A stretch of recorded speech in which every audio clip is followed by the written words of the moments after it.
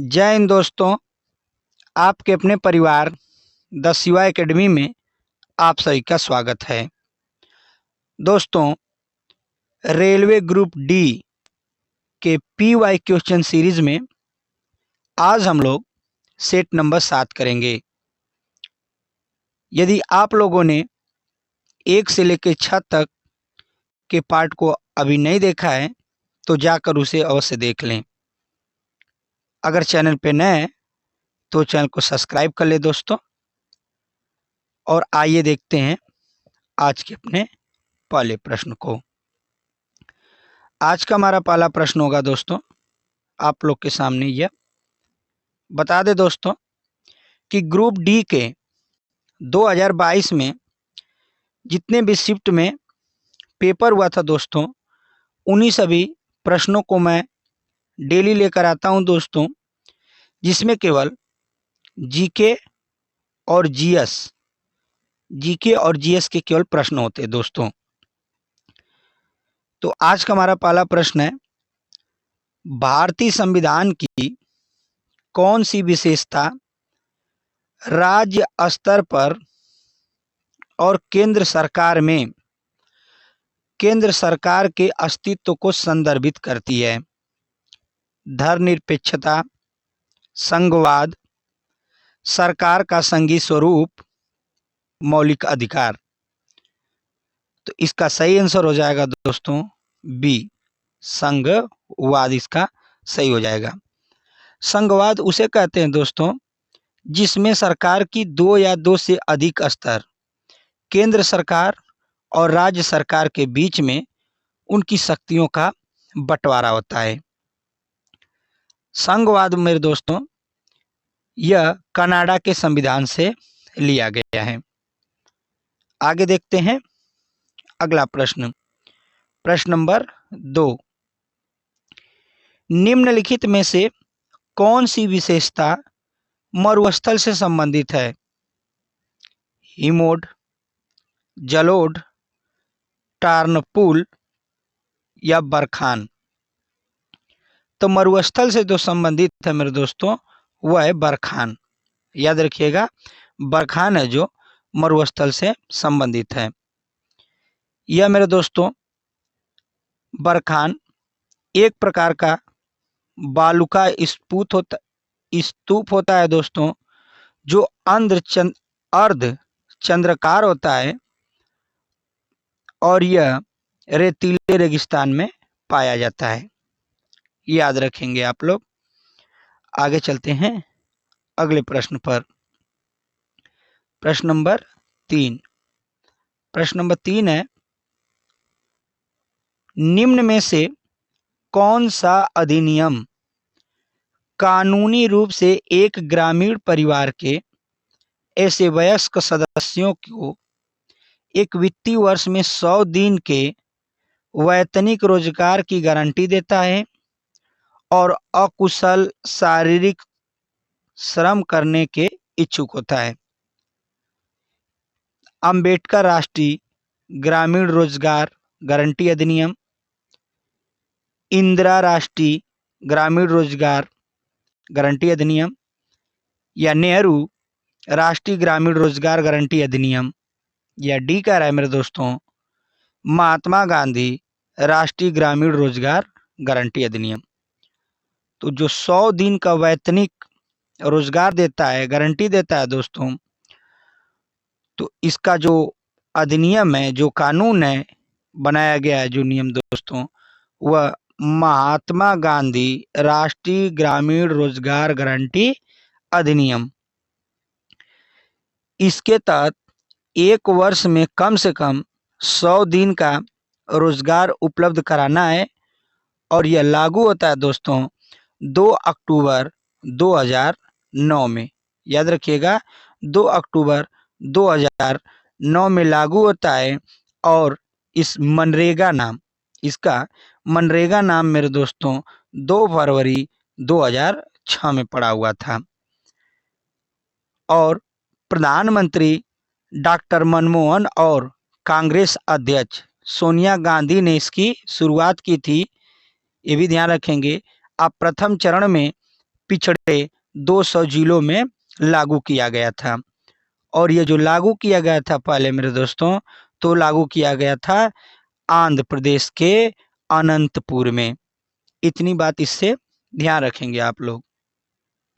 आगे देख लेते हैं प्रश्न नंबर 4।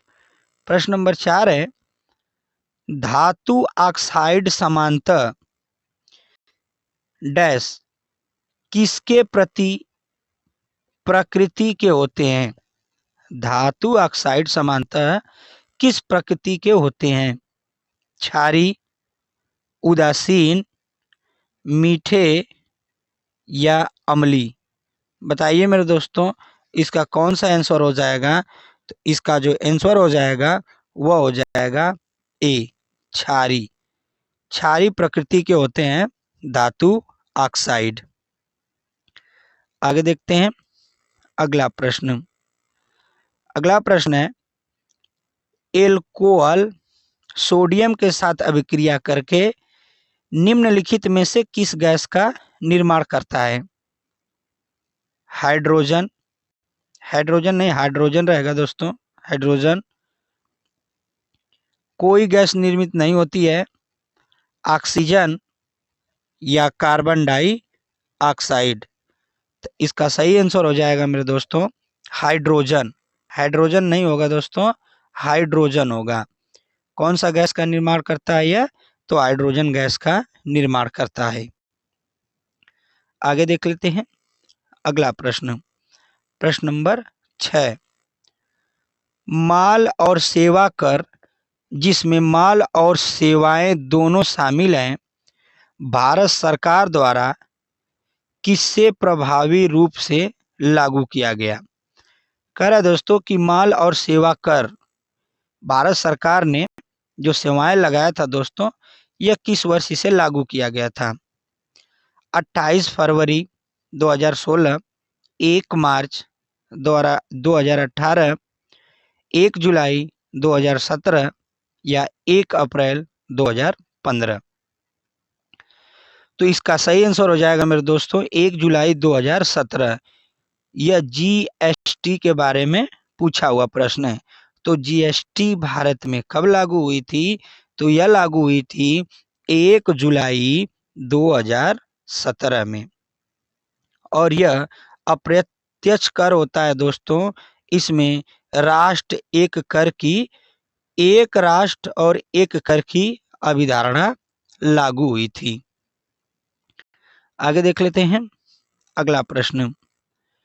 चुंबकीय क्षेत्र में परिवर्तन द्वारा प्रेरित धारा उत्पन्न करने की प्रक्रिया क्या कहलाती है? विद्युत चुंबकीय विकिरण, विद्युत चुंबकत्व, विद्युत चुंबकीय प्रेरण या विद्युत चालन? तो इसका जो सही आंसर हो जाएगा मेरे दोस्तों वह हो जाएगा सी, विद्युत चुंबकीय प्रेरण की क्रिया कहलाती है। आगे देखते हैं अगला प्रश्न। प्रश्न नंबर 8,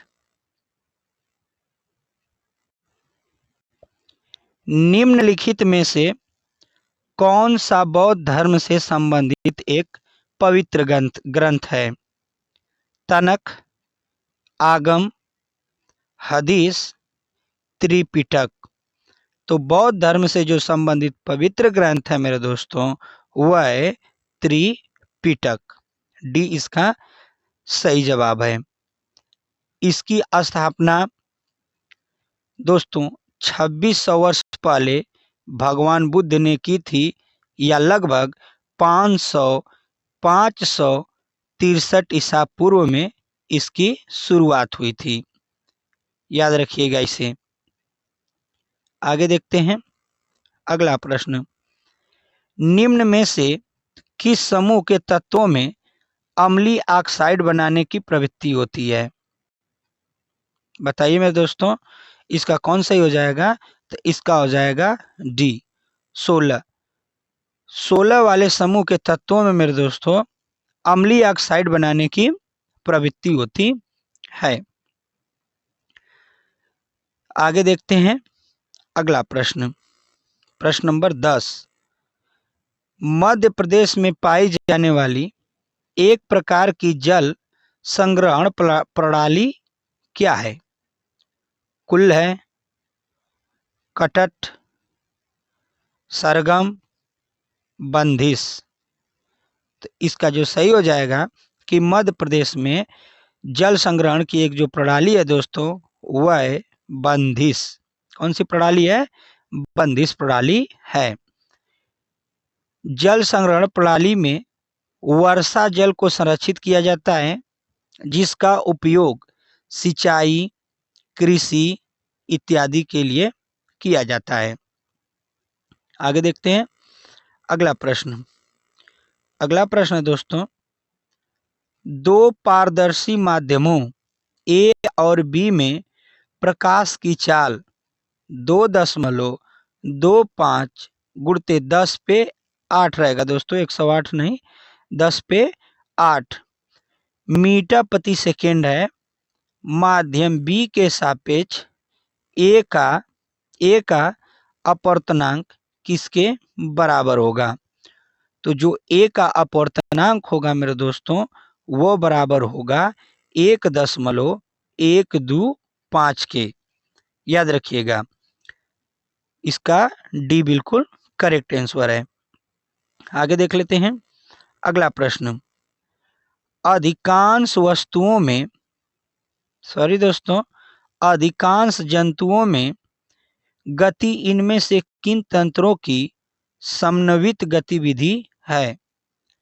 पेशी कंकाल और तंत्र, केवल पेशी तंत्र, केवल तंत्रिका तंत्र, केवल कंकाल और तंत्रिका तंत्र। तो इसका जो सही आंसर हो जाएगा मेरे दोस्तों, वह हो जाएगा ए। ए बिल्कुल करेक्ट आंसर होगा। पेशी कंकाल और तंत्रिका तंत्र इसका सही जवाब हो जाएगा। कोशिकाओं द्वारा निर्मित ऊतक को पेशी ऊतक कहते हैं, जो समस्त अंगों में गति उत्पन्न करता है मेरे दोस्तों, और इसका कार्य जबड़ों, जिया आदि की गति के लिए होता है।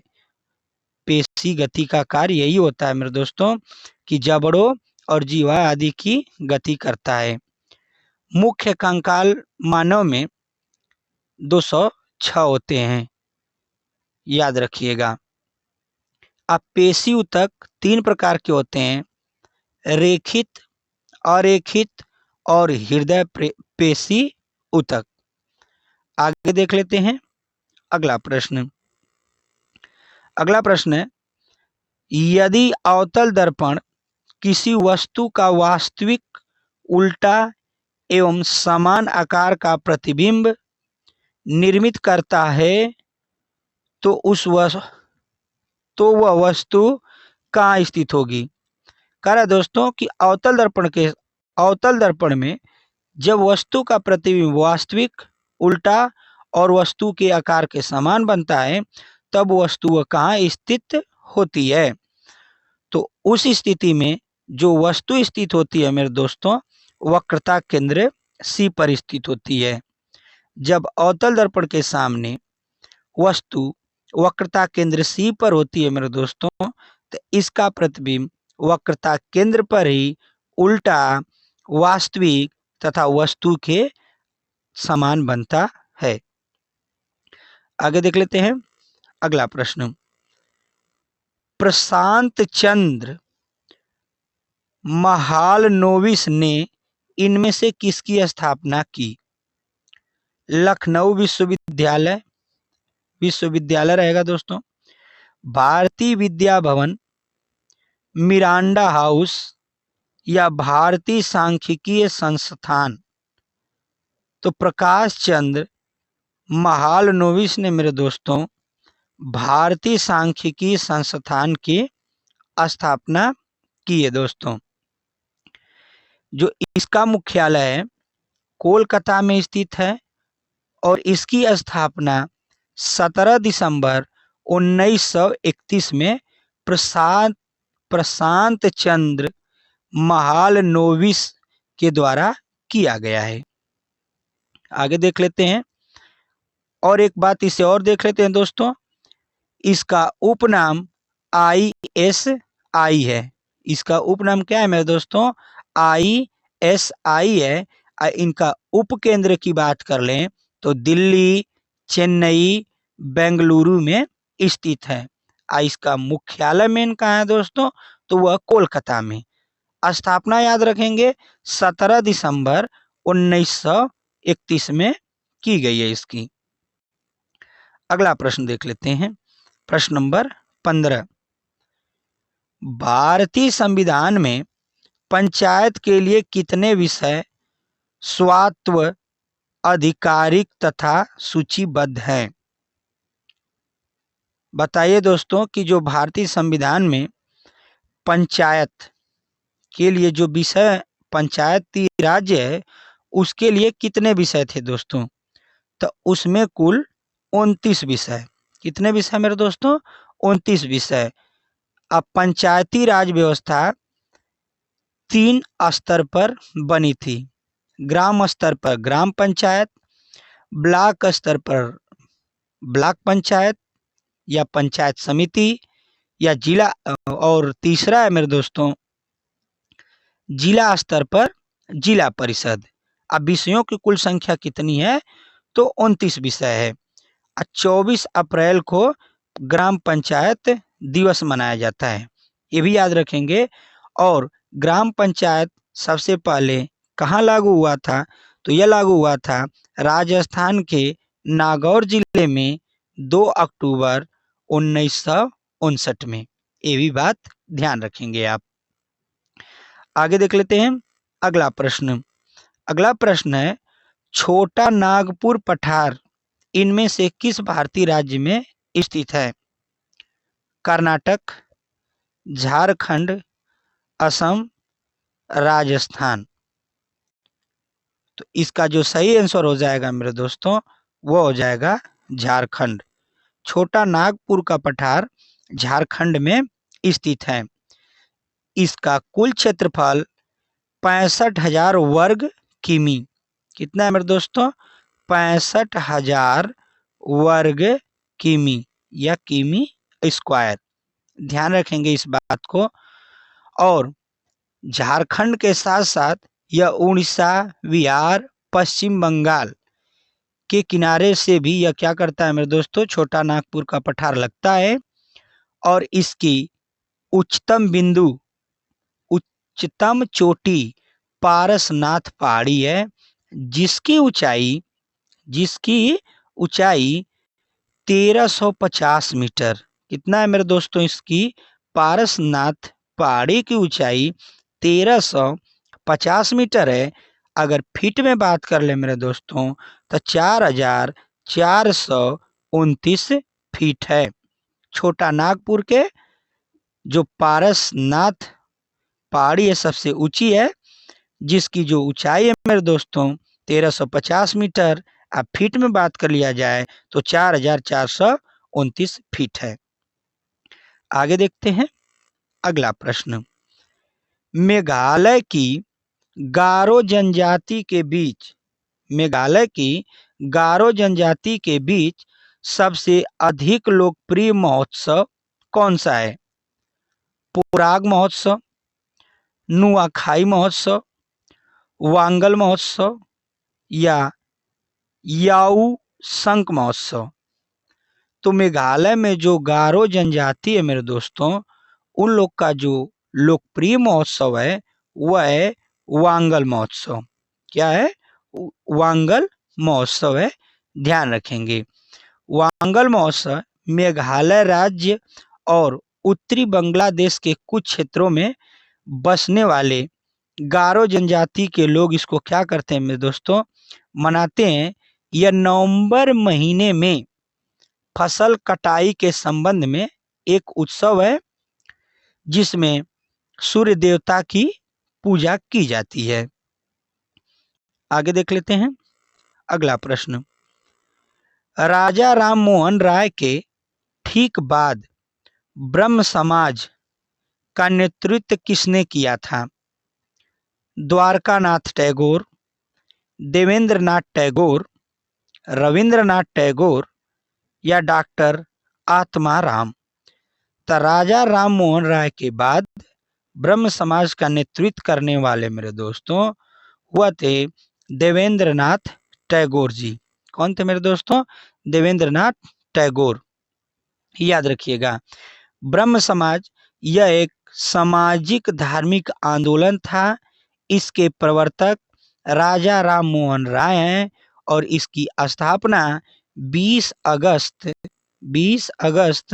1928 को राजा राम मोहन और द्वारकानाथ टैगोर द्वारा किया गया था।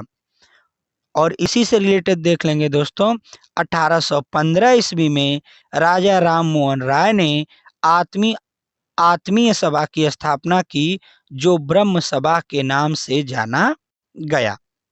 याद रखिएगा, लेकिन यह प्रश्न था कि राजा राम मोहन राय के ठीक बाद ब्रह्म समाज का नेतृत्व, तो ठीक बाद ब्रह्म समाज का नेतृत्व करने वाले कौन थे मेरे दोस्तों?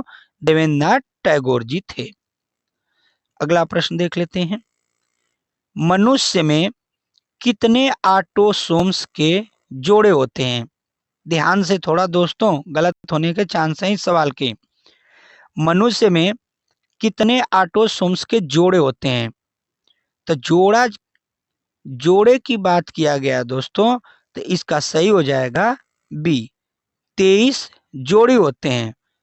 और कुल टोटल की संख्या बात करते हैं तो 46 होते हैं।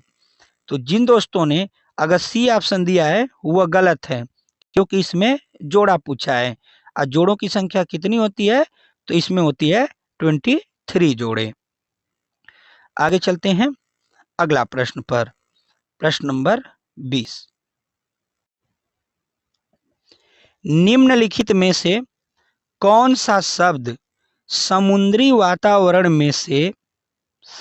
वातावरण में एक जलवायु स्थिति को संदर्भित करता है, जिसके परिणाम स्वरूप जल निकाय अधिक रूप से गर्म होता है? तो इसका जो सही हो जाएगा मेरे दोस्तों आंसर, वो हो जाएगा अल नीनो। क्या सही हो जाएगा? El Nino. अल नीनो की बात कर लें दोस्तों, तो यह एक जलवायु संबंधी घटना है जो पूर्वी प्रशांत महासागर में सतही जल के असमान रूप से गर्म होने का प्रतिनिधित्व करती है।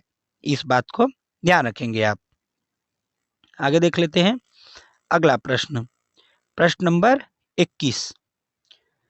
फूल के किस प्रजनन भाग में जनन कोशिका होती है?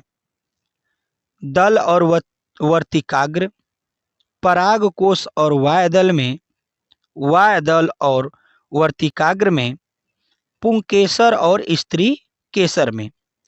तब फूल के किस प्रजनन भाग में जनन कोशिका होती है? तो वह होती है मेरे दोस्तों पुंकेसर और स्त्री केसर में। ध्यान रखिएगा, पुंकेसर और स्त्री केसर वाले भाग में उपस्थित होती है। जिन पुष्पों में नर और मादा एक ही में स्थित होते हैं, मतलब स्त्री केसर और पुंकेसर दोनों एक ही में स्थित होते हैं, उसे उभयलिंगी पुष्प कहा जाता है, जैसे गुड़हल और सरसों। इसमें पुंकेसर और स्त्री केसर दोनों एक ही में होते हैं। अगला प्रश्न देख लेते हैं, प्रश्न नंबर 22। क्या बनने में इष्ट का उपयोग किया जाता है? क्या बनाने में इष्ट का उपयोग किया जाता है? चीज, दही, शराब, एंटीबायोटिक दवाएं। तो इसका जो सही आंसर हो जाएगा मेरे दोस्तों, वह हो जाएगा सी, शराब। शराब बनाने में इष्ट का प्रयोग किया जाता है। इष्ट एक कवक है और इष्ट का दूसरा नाम होता है मेरे दोस्तों खमीर। ये भी ध्यान रखेंगे, इष्ट एक कवक है और इसका दूसरा नाम खमीर है। विटामिन बी का यह अच्छा स्रोत माना जाता है।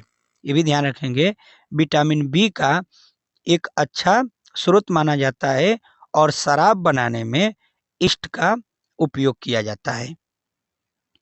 आगे देख लेते हैं अगला प्रश्न, प्रश्न नंबर 23। आज के परिदृश्य में मनुष्यों की अभिवृत्ति में हुए किस परिवर्तन ने अजैव निम्नकरण अपशिष्ट के उत्पादन को कुछ हद तक कम करने में सहायता की है? जूट के थैलों का उपयोग, जीवन शैली में सुधार, यूज एंड थ्रो अभिवृत्ति, प्लास्टिक का उपयोग। करें दोस्तों कि वह क्या है जो अजैव निम्नीकरण में अपशिष्ट पदार्थों को कम करने के लिए उपयोग किया जा सकता है। तो इसका जो सही आंसर हो जाएगा दोस्तों, जूट के थैलों का उपयोग करेंगे तो आज के समय में अजैव निम्न अपशिष्ट उत्पाद को कम किया जा सकता है। आगे देख लेते हैं अगला प्रश्न, प्रश्न नंबर 24। भारतीय भाषा, ये सा नहीं रहेगा दोस्तों, संस्थान इनमें से किस शहर में स्थित है? भारतीय भाषा संस्थान किस शहर में स्थित है? हुबली, मैसूर, बेंगलोर या मैंगलोर? तो यह जो स्थित है मेरे दोस्तों, यह स्थित है मैसूर में। कहाँ स्थित है? मैसूर में स्थित है। और इसकी स्थापना, भारतीय भाषा संस्थान की स्थापना मेरे दोस्तों जुलाई 1969, कब हुआ है? जुलाई 1969 में हुआ है, ध्यान रखिएगा इसमें। आगे देखते हैं अगला प्रश्न, प्रश्न दोस्तों, भारत सरकार द्वारा क्षेत्रीय ग्रामीण बैंक अधिनियम किस वर्ष पारित किया गया था? तो यह पारित किया गया था मेरे दोस्तों, आप लोग पहले कमेंट करेंगे कि यह कब पारित किया गया था। तो यह पारित किया गया था मेरे दोस्तों 1976 में। कब पारित किया गया था? 1976 में पारित किया गया था क्षेत्रीय ग्रामीण बैंक अधिनियम। और इसकी स्थापना 26 सितंबर 1975 में हुई थी, लेकिन पारित हुआ था, यह लागू हुआ था 1976 में। इसका नियमन कौन करता है? तो यह आरबीआई के अधीन होता है। आगे देख लेते हैं अगला प्रश्न, प्रश्न नंबर 26। किस चालक का तार प्रतिरोध इनमें से किस पर निर्भर करता है? किसी चालक का तार प्रतिरोध किस पर निर्भर नहीं करता है? इसको तो अंडरलाइन कर लेना दोस्तों। चालक की लंबाई, चालक की अनुप्रस्थ काट का क्षेत्रफल, चालक का तापमान, या डी कह रहा है चालक से होकर प्रवाहित होने वाली धारा।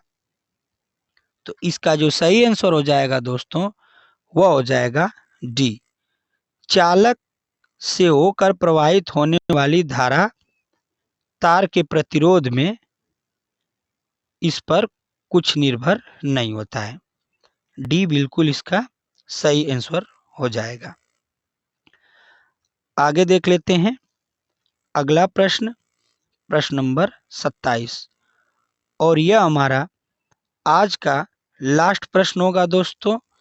हमारा यह सेशन कैसा लगा हमें जरूर बताइएगा दोस्तों। और डेली आप लोग के सामने मैं दोस्तों एक पेपर ग्रुप डी का अवश्य कराऊंगा।